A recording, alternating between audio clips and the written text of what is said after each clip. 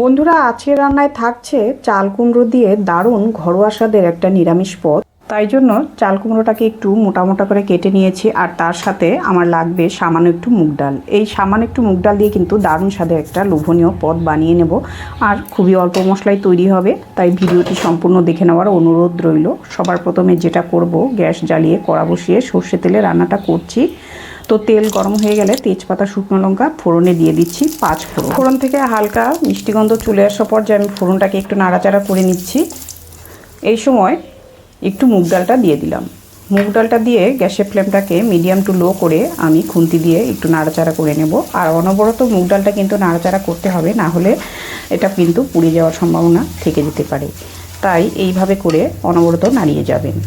মুগ ডালটা ভাজতে ভাজতে দেখবেন একটু সোনালি কালার চলে এসেছে, তখনই ভাজাটা বুঝবেন যে হয়ে গেছে। এখন আমি কেটে রাখা কুমড়োগুলো দিয়ে দিচ্ছি। আর কুমড়োটা দেখতে পাচ্ছেন একটু কিন্তু আমি বড় বড় করে কেটে নিয়েছি, আর তার সাথে স্বাদ মতো নুন, হলুদ আর চেরা কাঁচা লঙ্কা দিয়ে একটু ভালোভাবে মিশিয়ে নেব। বন্ধুরা, সামান্য একটু মুগ ডাল আর তার সাথে নরম চাল কুমড়ো মিলেমিশে যেন একাকার হয়ে দারুণ একটি সহজ ও হালকা মশলায় তৈরি সুস্বাদু একটি পদ তৈরি হচ্ছে। আর ভিডিওটি আপনাদের যদি ভালো লেগে থাকে, অবশ্যই চ্যানেলে যদি নতুন থাকেন মন্দির কিচেন চ্যানেলটিকে সাবস্ক্রাইব করে পাশে থাকবেন। তো খুব ভালোভাবে মিশিয়ে নিয়ে আমি কিন্তু একটু ঢাকা দিয়ে নেব। গ্যাসের আঁচটা মিডিয়াম করে 2-3 মিনিট ঢাকা দিয়ে রেখেছিলাম। তারপর ঢাকনা খুলে একটু নাড়াচাড়া করে নিচ্ছি। বন্ধুরা, চাল কুমড়োর এই সামান্য একটু মুগ ডালের সাথে নিজস্ব একটা স্বাদ নিয়ে এটা কিন্তু খুব অসাধারণ একটি রেসিপি তৈরি হয়। সামান্য একটু মুগ ডাল দেওয়ার ফলে কুমড়োটার যে নিজস্ব স্বাদ ও ঘ্রাণ সেটা কিন্তু বজায় থাকে। তাই একদম আদর্শ একটি খাবার তৈরি হয় এইভাবে।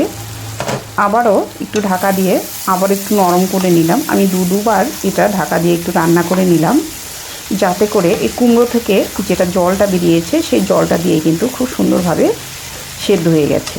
তো এইভাবে যখন একটু সেদ্ধ হয়ে যাবে তখন আর একটু ভালো করে একটু নাড়াচাড়া করে মিশিয়ে রান্না করে নেব।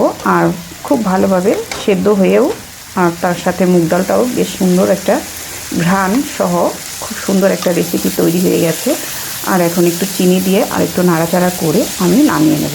তো বন্ধুরা, এইভাবে একটা নিরামিষ কুমড়ো রেসিপি বানিয়ে আপনি খাবারের তালিকায় নিরামিষের দিনে কিন্তু অবশ্যই করে খাবেন।